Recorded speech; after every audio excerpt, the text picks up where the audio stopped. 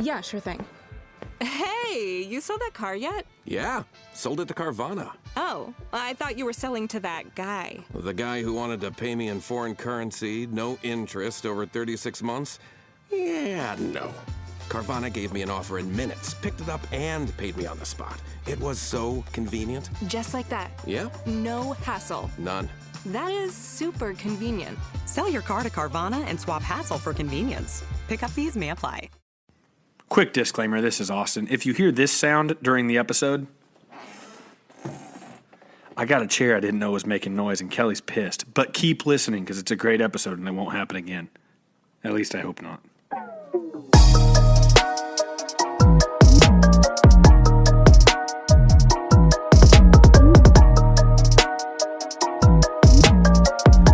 Welcome back to Mama Mystery. I am your host, Kelly. And I am your co-host, Austin.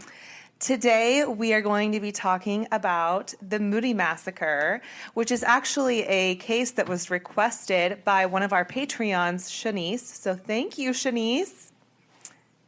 Hell yeah. I wish you guys could see Kelly. She throws her hand out at me like, say something. You're gonna say Thanks, something? Janice. We appreciate it. Oh, geez. So this case actually happened in her hometown of Bellefontaine, Ohio in 2006. Oh.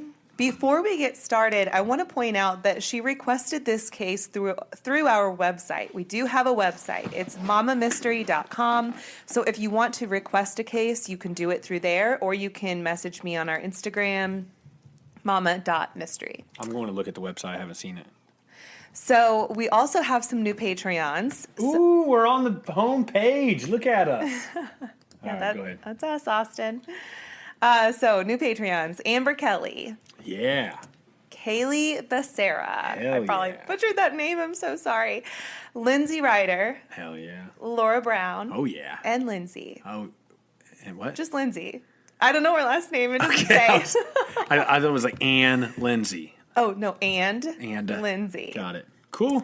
So thank you so much to our new Patreons. If you aren't aware, you can go to patreon.com/mamamystery to become a Patreon. You get free monthly stickers in the mail, and you also get early access to episodes like this one today. You guys are going to get it on Thursday. Everywhere else will be on Monday. On the mail, you get a signed thank you note from Kelly. Yeah. Big Which deal. I'd save that. They all end up in the trash. I bet they don't. I bet they Someday do. you're going to blow up. You're going to be as big as Joe Rogan. Oh, please. And people are going to be like sending your signed postcards to auction. Okay. Let's not get crazy. Dream big. Anyway, last thing, I want to thank you guys for the reviews. Every day I've woken up this morning, I check my email and it Every says day you you've have woken up one this week. What did I say You this said morning? every day I've woke up this morning. I'm It's tired. okay. I understand. But yeah, and then she sends them to me, and I get to smile at them every morning. Yes, I get an email that says you have a new review or you have 2 new reviews. And they're all good, and I'm just so thankful. People have been saying some really nice shit about me. Really nice, which is rare. So common. when I see those, it's pretty cool. It's a good way to start the day. So I wake up to like, Austin's makes me laugh. Austin gets goosebumps. Those beat the ones where it's He sure like does. sick Austin's and tired of annoying. Austin interrupting. husband's got to go. Yeah, you gotta go. Quit listening to our shit. You know what? You're right, Sharon. I do. I'm just going to file the paperwork this weekend. Good luck. All right, let's get started. This is going to be a 2-part case, just so you know, a 2-part episode, I guess. Because when I started researching this story, I actually started reading the book on it. It's called Saving Stacy by Rob St. Clair, which is where I get the majority of the information for this episode. But when I started reading and looking into this case, I was just really overwhelmed. And it got to a point where I thought, I'm going to have to make this 2 parts. So today's part 1, and then I'll try to come out with part 2 ASAP. But yeah, let's get started. Pay attention, Austin, because this is wild. Okay. You read like a whole book for this, didn't you? I'm reading it currently. It's hard to read when you have a baby that's like constantly needing something, but Right. I'm getting through it and I'm going to finish it. Right. So grab a notepad, take some notes, because I don't want you asking me about dates, and then I got to scroll all the way back to find out exactly what the date is. I'm not taking notes, and I will ask about dates. Go ahead. Oh my Okay, so Scott Robert Moody was born in Bellefontaine, Ohio on August 12th of 1986 to parents Steve Moody and Sherry Schaefer. So Bellefontaine is about 48 miles northwest of Columbus, Ohio. And here's a fun fact. Bellefontaine is the home of the first concrete street in America. That's pretty cool. According to Google. I think that's true. I mean, everything you see on the internet is the truth, right? Mm-hmm.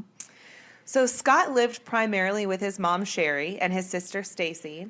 Scott's dad, Steve, lived nearby with his wife, Audrey, and her kids, and then his 3 sons. So there was Nikki, which was Audrey's daughter, and then 3 sons, Christopher, Adam, and Stephen, so all half-siblings. Sherry and Steve were married when Sherry was only 17 years old, and Steve was 20 years old, so they were really young. They met at the Logan County Fair, and even though Sherry's family was really protective and honestly kind of disapproving of her relationship, they welcomed Steve in. They gave him a job on the family farm when they got married, and they also went ahead and housed them on one of the houses on their property. See, Wilma, Sherry's grandmother, was very controlling. She owned this huge family dairy farm and was adamant that this farm stayed in the family. But she felt this distrust towards her daughter and granddaughter's capability to keep the farm running. So when Wilma, Sherry's grandmother, made her will, she made it very complicated. She left the farm to her daughter Cheryl as a life estate and put a clause in the will that Cheryl had to pass it down to Sherry. But since Sherry couldn't hold a job and was irresponsible, Wilma included another clause that Sherry wasn't allowed to sell it either. Sherry would have to pass it down to her kids, Scott and Stacy, and then they could do whatever they wanted with it. Wilma hoped that Scott would be a farmer and take over when the time came. That was just her hope. This confusing will was an attempt to maintain control over the farm and the family and ensure that the family's good name would keep its good reputation, right? She wanted her estate to kind of live on. Yeah, which I understand. Yeah.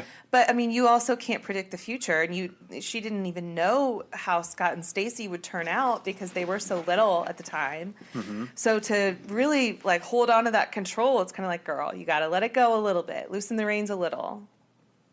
I don't know though. A year after Steve and Sherry were married, they had their first child, a son named Scott. 3 years later, they had Stacy. But when Scott was 3 and Stacy was 6 months old, Sherry filed for divorce from their dad.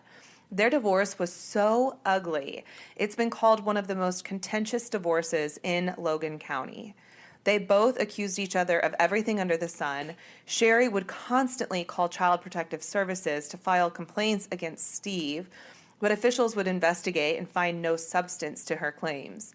She'd call claiming that Steve would physically and sexually abuse their daughter, Stacy, but they never found evidence of that, and Stacy couldn't confirm any of those claims.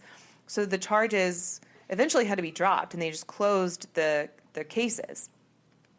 So even after their divorce was finalized, the problems continued to persist. She withheld the kids from their dad. She did her absolute best to drive a wedge between them, which I'm sorry, just a quick pause. I think that is the most selfish thing you can do. When your reason behind it is because you don't get along with their dad, that is so freaking selfish. Mm-hmm. Anyway, Sherry ended up getting involved in a couple car accidents. Nothing too serious or major, but it left her with these chronic shoulder issues and shoulder pain that she took prescription pills for.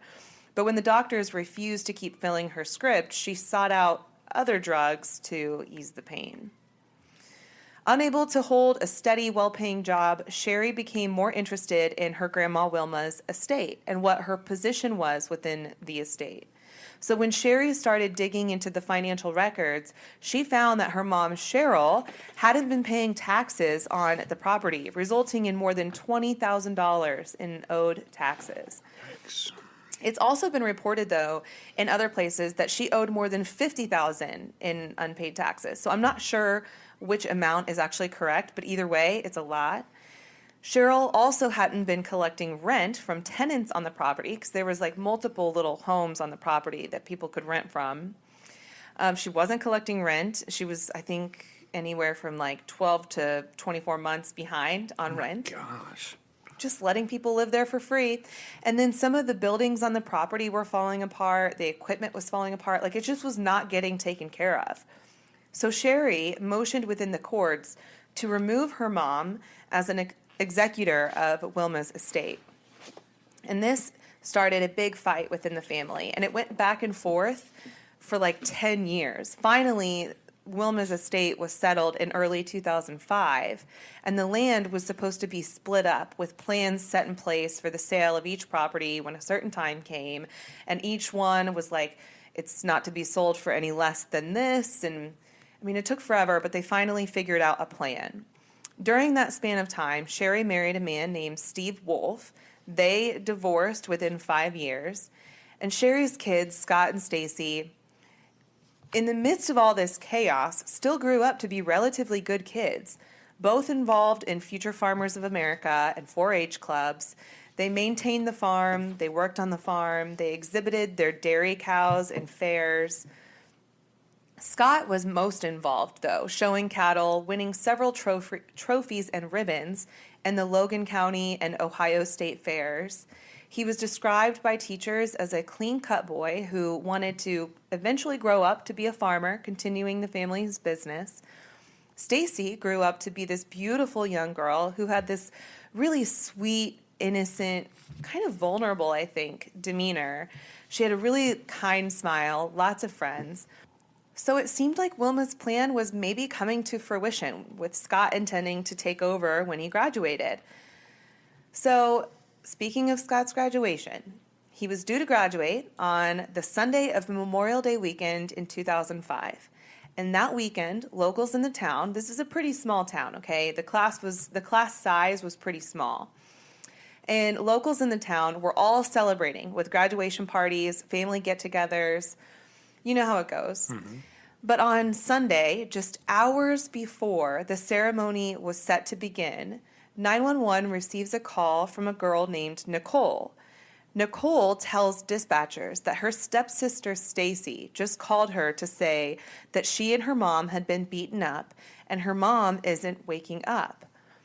So Nicole told dispatchers that she went to the house to try to wake Sherry, but, quote, couldn't get a pulse and couldn't wake her up. And as Nicole walked through the house, she discovered more people in the house, all deceased. She said, quote, "Oh my God, there's one in the living room. There's another one on the couch." I mean, it was like every room there was a surprise on who was in the room. Everyone was dead. I mean, I just can't even wrap my head around how traumatic that would be. Mm-hmm. When paramedics arrived, they found Stacy at the kitchen table. She was covered in blood. Her eyes were unfocused. Her face was swollen and bruised. And according to their report, there were no other survivors in the house. Scott was found with a rifle within arm's reach of him between him and his girlfriend at the time, Paige. But according to Detective John Stout, who's going to be a major player in this whole story, okay? Scott's right hand was on the rifle with his right thumb through the trigger guard and on the trigger and the tip of the barrel resting on his right shoulder. When Scott and Stacy's dad, Steve, arrived, he asked Detective Stout where the grandparents were, who lived just a quarter mile down the road. And he thought surely they would have seen all the commotion and come to investigate, right? They all live on the same property. He thought it was bizarre that they weren't there. So Detective Stout said he thought they were out of state, and Steve told him, no, they're back, and if they're not here, something is wrong. So Detective Stout sent an officer. Do you have a question? No, I was just stretching. Just keep reading. I'm listening. This is getting good. You don't ruin it now. People are pissed right now. All right. So Detective Stout sends an officer to check on them. Stop raising your hand. I'm stretching my arms. Stop. People are going to get pissed about this. They're going to leave a crappy review. Austin's stupid and stretches. All right, please continue. Pick up from the sentence before, though. This is getting good. Come on. All right. Detective Stout sends an officer to check on them. 10 minutes later, an officer's voice comes over the radio saying that Gary and Cheryl Schaefer were dead on the floor of their kitchen.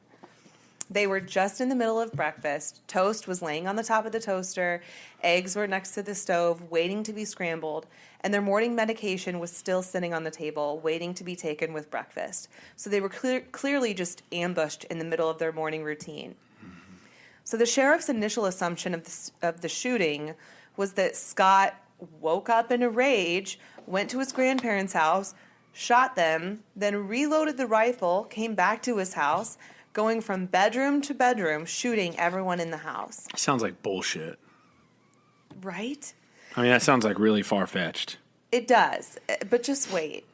He believed that Scott first shot his classmate Megan Karras, who was due to graduate that weekend with Scott. She was laying on the couch in the living room. Then shot his mother, Sherry, who was up in her bed, neatly tucked in, but shot behind the ear. Because when she heard the gunshot, she didn't wake up or move. Then shot his own girlfriend, 14-year-old Paige Harshbarger, who was laying in bed beside him, which we'll get to that in a minute too. Then shot his 15-year-old sister, Stacy, twice, before finally shooting himself twice. He also alleged that Scott shot them all while they were sleeping. So again, like you said, how did nobody wake up if that was the case? Mm-hmm. I have so many problems with this theory that the sheriff came out with. And he was so quick to come out with this theory. He announced it within days of this incident. And I'm just thinking to myself, what about innocent till proven guilty? Like, how are you just going to announce that you think Scott, you're certain Scott was behind this? Mm-hmm. I have so many questions. If Scott was shooting everyone with a .22 caliber rifle, which is the weapon that was used. Which a .22, I mean, I don't know. If there's any gun nuts to listen, I'm not claiming to be a gun nut, but I'm just saying a .22 isn't like the most powerful rifle in the world. It's a pretty small bullet. Is it? Travels I don't really very know much far. about guns. Travels very far. But terrible like home defense weapon because it'll go through walls and shit. But it's, I mean, like it's not a whole, like there's people who would say it doesn't have much stopping power. That's like a big gun thing to say. Like, like in my daily carry, I carry a 380, and people will be like, a 380 ain't got no stopping power. Okay. I think it does more than you think, but okay, a .22 is even less than that. Between the eyes, I think it was. Yeah, a .22 is even less than that. So, like the fact, I don't know, it just seems kind of random. Maybe I'm wrong. I don't know. Is it very loud? It's Any gun is going to be loud. It's going to have some noise to it. I mean, if you shoot a .22 in your house, yeah, it's going to be loud. I don't know. That's not going to be as loud as an AR-15, but yeah. No, but that's a good point because throughout the book, it was mentioned that there was hearsay back and forth. Did Scott have guns? Were there guns in the house? Did he shoot guns? Whatever. And people had different answers. Yes, he shot guns, but he only had shotguns. No, he didn't shoot guns. He was scared of guns. Yes, he had a .22, but it was just to shoot bunnies or squirrels on the property or whatever. So I get conflicting statements on that, but regardless, it had me wondering how loud a .22 caliber rifle would be. Because if that was the case and everyone's getting shot while they slept, how did nobody wake up? And why were there no signs of struggle? Why was everyone still in their beds? Right. And why would he shoot his girlfriend, then his sister, and then go lay back down next to his girlfriend to shoot himself? Twice. He shot himself twice. And I know, before anyone comes for me, I know that there are times when someone tries to commit suicide and they fail the first time, so they finish the job with a second shot. It's rare, but it does happen. However, we'll get to the details of that in just a minute that proved why this is impossible. When I just Googled, just for the heck of it, .22 caliber stopping power for self-defense, an article comes up, and like there's a bunch of data and a summary of data, but it says It says, I promise you if I were to grab a gun right now for self-defense, knowing that I would be getting into a gunfight, 22 would be very low on the list. Here is a summary of the data of why I say this and the heart of the controversy. And it goes on this whole article to explain it. So I'm just saying that's kind of random, in my opinion. Yeah, and there were other guns in the house. It was reported by multiple people that there was a shotgun next to the microwave in the kitchen. So why not use that if you're really trying to go on a rampage? I don't know. There's so many questions. There's a lot of articles here that say people use a 22 for self-defense. It says it doesn't have stopping power, but it has killing power. I don't know. It's just random to me. I don't know anything. Go ahead. So, of course, this raises the question of why. What happened to set Scott off if he was the one to do this, right? So everyone's starting to question what was happening in the days leading up to this massacre. The night before the shooting, Scott and Stacy had some friends over at their mom's house. And their mom's house was known as a very laid-back house. Sherry would let people come and party. They could drink. She wouldn't let them drive home if they had drank too much, but she would provide them beer sometimes. Like, she wasn't a regular mom. She was a cool mom, that type, okay? So they had this little after party for the graduation parties earlier in the day. And a few of those friends that were at this after party ended up spending the night, but one left early in the morning Sunday to go to work. And this friend that left early in the morning said that he left between 6 and 7, and everyone was still asleep at the time. So we know that by 6 or 7 in the morning, everyone is still alive. So the kids all had fun the night before. They rode four-wheelers, drank beer together. They all recalled that Scott was acting fine. Nothing was out of the ordinary that night. Nothing happened.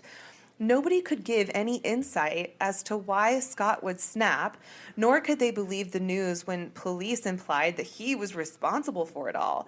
In fact, Brett Davidson, which is one of Scott's best friends, said, quote, I played pool with him for I don't know how many hours, and he just acted like himself. I know I'm lucky I left. I could have ended up dead like the rest of them, end quote. So when Stacy was finally coherent enough to be interviewed by police, she told them that when she woke up, she was presented with a gun in her face. She tried to get away, but the shooter shot her in the back of the neck. She then heard 2 more shots before the shooter came back and shot her a second time, this time in her face. Miraculously, Stacy survived this attack. And when I say miraculously, I mean it is a miracle that this girl is alive. The bullet severed a main artery to her brain, damaged nerves in her vocal cords, shattered a vertebra in her neck, and caused massive blood loss. It was a miracle she was alive, let alone able to walk and eventually talk. And function, that's wild. Yeah. What like a horrible thing to live through. Oh my God, I cannot imagine. So You better not end up telling me that she did it all, and this is going to be like that crazy ass She did case not with do it the all. Mexicans and the 2 Mexican Sherry women took me. Papini. Ah, it's nutcase. What a bunch of nutcases. No, this is not that, I promise you. Okay. When she regained consciousness, she tried to get up, but had a really hard time staying upright due to all the blood that she lost, of Right. course. She went in to check in her mom's room, found her mom in bed, but couldn't wake her up. She noticed, though, that her mom had 2 black eyes. So I think just in her confusion, she just thought her mom was beaten up, didn't realize that her mom had been shot. Mm-hmm. So she goes downstairs and ends up passing out in a recliner in the living room. When she woke up again, she noticed her friend Megan was laying on the couch in the living room, and Megan was laying on her side with a blanket on top of her. I mean, that's where she fell asleep. So when Stacy tried to wake Megan up, Megan wouldn't wake up, and I don't know if she just assumed she was still sleeping, but Megan was dead on the couch. So exhausted and confused from the blood loss, the shock, the trauma of the situation, Stacy went back to her bed and laid down. But something inside her told her to call for help now or it's going to be too late. And I'm so glad that that voice said something to her because she's absolutely right. She finds her mom's phone, calls her stepsister Nikki, and remembers telling her that they'd been beaten up because she noticed that her mom had those 2 black eyes and she didn't know what the hell was going on.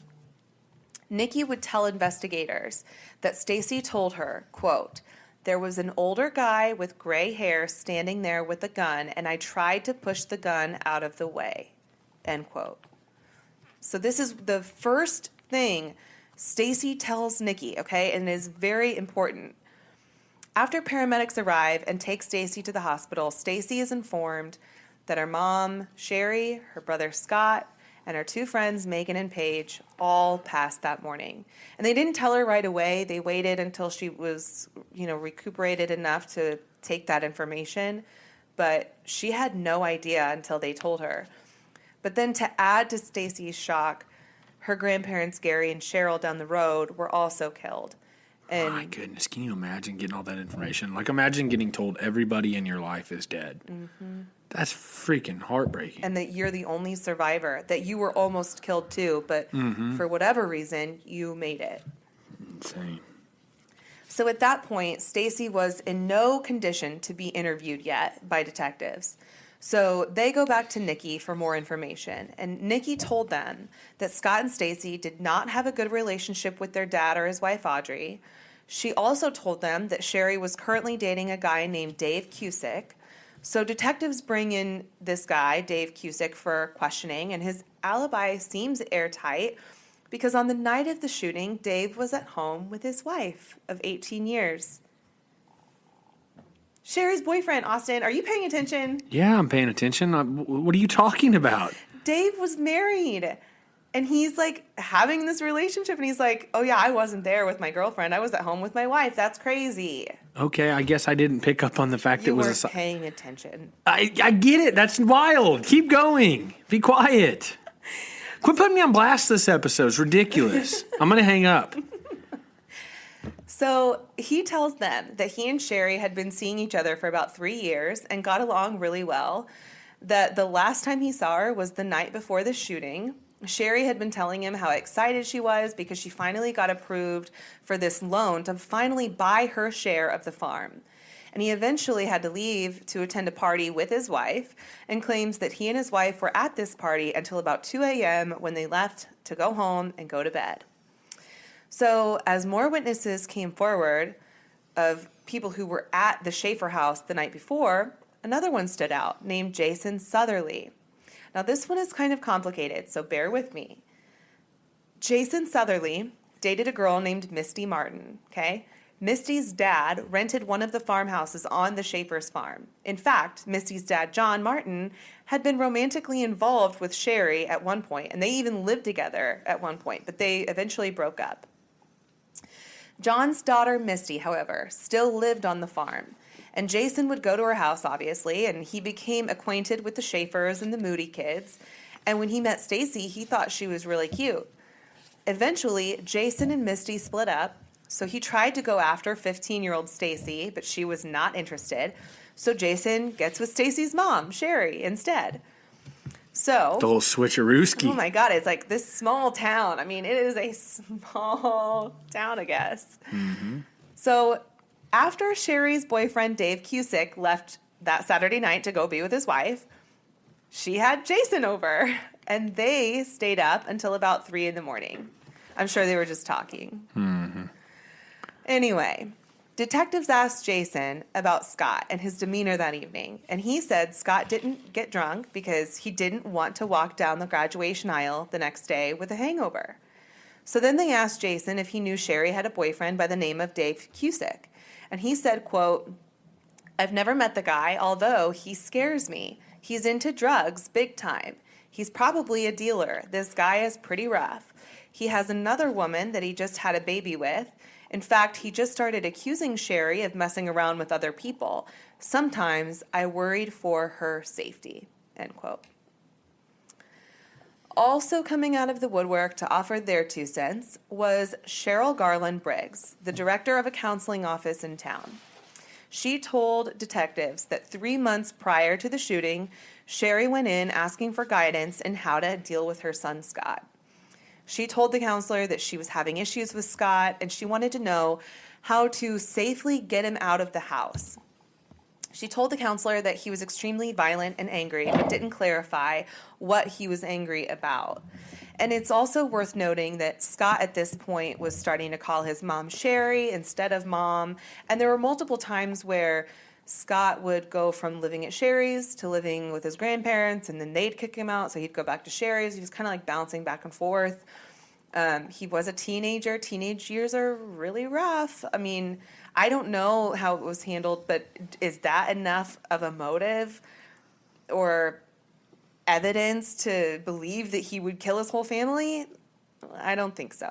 And just my opinion. But I agree with you. You can see, though, that we're getting these different theories from all these different people, and this story is quickly getting really convoluted. So Scott's ex-girlfriend, Amanda Arthur, she also comes forward to talk to detectives. She tells them that they dated for almost a year but broke up because Scott had anger issues. They could be laughing and joking one minute, and then the next he would just flip out in a rage. Or sometimes he would just randomly call her crying for no reason. So obviously he was struggling with something, just didn't know how to cope. Maybe it was the pressure of graduation, or maybe it was because he was working hard for his grandparents. I mean, he's doing like a lot of physical labor on this farm. And maybe it's the pressure of knowing that he's got to run the farm. Maybe he didn't want to run the farm deep down. Or maybe it's because he's not getting along with his mom because his mom is acting more like a friend than a mom. I mean, who knows? I'm trying to put myself in that situation as a teenager. Like, sometimes it's hard enough being a teenager by itself without having... Maybe it's because he's a hormonal teenager. Exactly. Without having all these other influences. Mm-hmm. It's hard to tell. But Amanda did say that after graduation practice, she and Scott talked for a moment, and that Scott told her he was happy with his new girlfriend, Paige, and that he was glad she was with someone that made her happy too, and they hoped that they could just get along and still be friends. But by far, in my opinion, the most important witness was Roger Tangerman, who lived on the property in one of the houses. He told Detective Stout that he remembered looking out his window early Sunday morning and seeing a car pull into Gary and Cheryl's driveway. Two men got out. One went to the front door of the house to knock on the door, and the other, a gray-haired man, went around the side of the house toward the barn. He remembered thinking it was unusual that this gray-haired man was only wearing a t-shirt because it was chilly that morning. It was like in the 40s that morning. So then Roger said he made himself a cup of coffee, and when he went back to the window to look outside, he saw only one man get back into that car and drive away.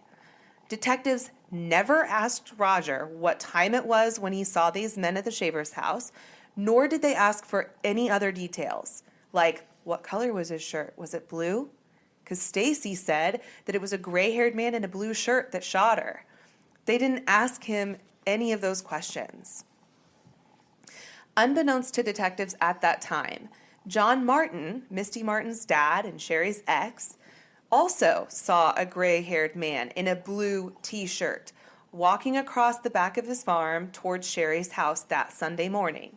But whether or not he told detectives, whether or not detectives followed up on that tip, it's all unknown, because he admits that he was scared to come forward with that information. Well, why was he scared, though? In addition to John's recollection of events, Rita Price owned this little cafe in town, and it was open on Sundays. It was like one of the few places in town that was open on Sundays. So this was one of those cafes where a lot of the locals would come in every morning and just shoot the shit. Everyone kind of knew each other. They felt at home in this cafe. On the morning of the shootings, a customer came in asking why the Schaefer's road was blocked off by police. So Rita calls her husband, and her husband puts the phone up to the police scanner. Rita and some of the customers in the cafe all heard on the scanner that someone was being chased across the road from the crime scene. But that was the last anyone ever heard of that. Multiple people heard that come across the scanner, but it was never brought up again in any reports or anything. So one of the customers wrote a letter to the Bellefontaine Examiner raising questions about the investigation and the competency of the investigators. This customer later got a message on their answering machine warning them to keep their mouth shut. What? somebody in the system is in on it. Oh, Austin. Oh, man. So at Scott's funeral, the funeral director who embalmed Scott pulled Steve, Scott's dad, aside and told him, quote, "I've been doing this for years, and I've handled several suicides. Based on what I know, Scott using a rifle, the entry wound behind his ear, there's just no way Scott could have shot himself," end quote. Every victim in this massacre was either shot in the temple or right behind their ear or neck. These were kill shots. Almost every shot was a close contact or a contact shot. Stacy was adamant that she saw the shooter standing over her before he shot her, then heard 2 more shots before the shooter came back to shoot her one more time. She did not remember any shots after that, and she repeated this same story over and over. If that last shot she heard was the one that hit her, Scott could not have done this because she would have heard him shoot himself twice, right? Mm-hmm. And the thing about her recollection of the story is it never wavered except when investigators were pushing her to believe that it was Scott. They were almost like putting it in her mind that no, all the evidence points to Scott, that Scott did this. Are you sure it wasn't Scott? Like really berating it into her. So the only time she would ever waver was when she was feeling pressured by the detectives that maybe she was wrong, maybe her memory was failing her. And this is how you often see false confessions by people admitting to a crime they didn't do. A lot of the times is because of these mind games. So another thing that raises questions is that Scott's position on the bed was very concerning for multiple reasons. So Scott was found laying on his bed, which was just a mattress on top of a box spring mattress. So there was no bed frame. It was very low to the ground. And he laid towards the end of the bed. You can find this picture on the internet. It's not, you don't see his whole body. You only see from like right below the knees to his feet. And you see like his messy room. Quick timeout. Kelly's pissed at me because my chair has been making lots of noise for the mic, and I did not know that. So I apologize to everybody and my wife. Please continue, and I will not move my chair. Okay.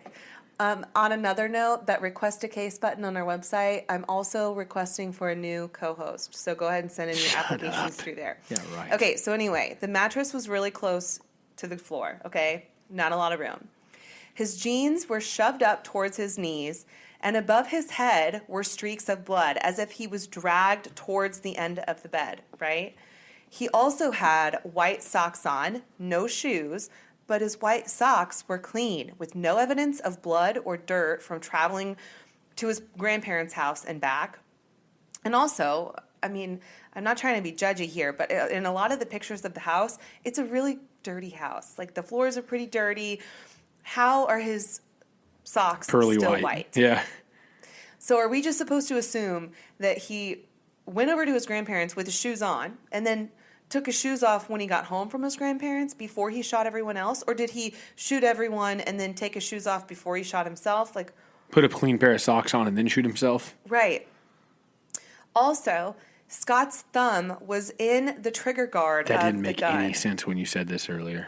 How could this have been possible with an expected recoil of the rifle? And also, let's talk about Scott's 2 entry wounds. The first bullet entered behind his left ear, okay? The first bullet behind his left ear. But according to experts, the tip of the barrel had to have been at least 8 to 12 inches away from his head. The tip of the barrel to the trigger measures about 23 inches. So how on earth... It's so far-fetched to believe that Scott would hold a rifle on his non-dominant side with his non-dominant arm. Stretched out to shoot himself. Yes, 8 to 12 inches away from the back of his head and then shoot himself. Then reposition his entire body to the end of the bed so he could shoot himself a second time through his mouth. It's like saying that he shot himself in the back of the head with a bow and arrow. Exactly. Austin, that's exactly what it's like. That's that ridiculous. It's that ridiculous. He clearly looked staged. So who would have staged him? A cop. That is what we will discuss in part 2 next week on Mama Mystery. Mama Stay tuned. Mystery out.